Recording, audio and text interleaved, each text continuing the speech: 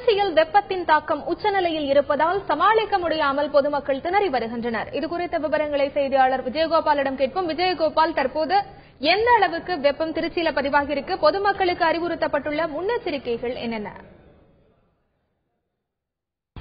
மலைக்கோட்டை மாநகரம் என்று அடைமொழியுடன் அழைக்கப்படும் திருச்சி மாநகரம் தற்போது வெயில் கோட்டை என்று சொல்லும் அளவிற்கு வெயிலின் தாக்கம் என்பது கடுமையாக இருக்கிறது. இதனால் பொதுமக்களும் வாகன ஓட்டிகளும் கடும் அவதிக்குள்ளாகி வருகின்றனர்.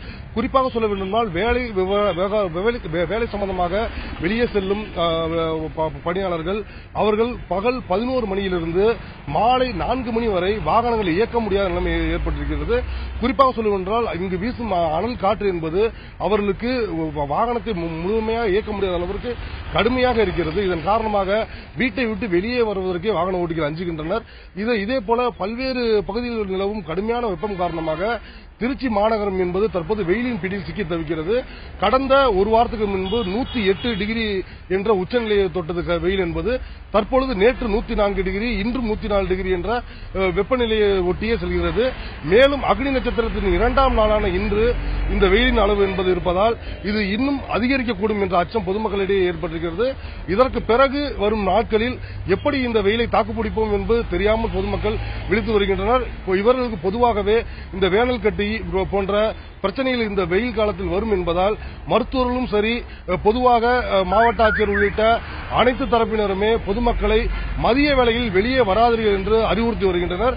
குறிப்பாக சொல்ல வேண்டும் என்றால் இந்த வெயில் காலத்தில் தற்பொழுது புதிதாக சிக்கியிருப்பவர்கள் என்பது அரசியல்வாதிகள் தான். அரசியல்வாதிகளை பொறுத்தவரை குளிர்சாதன வசதி கொண்ட கார் மற்றும் வீடுகள் போன்றவற்றை பழகியிருப்பார்கள்.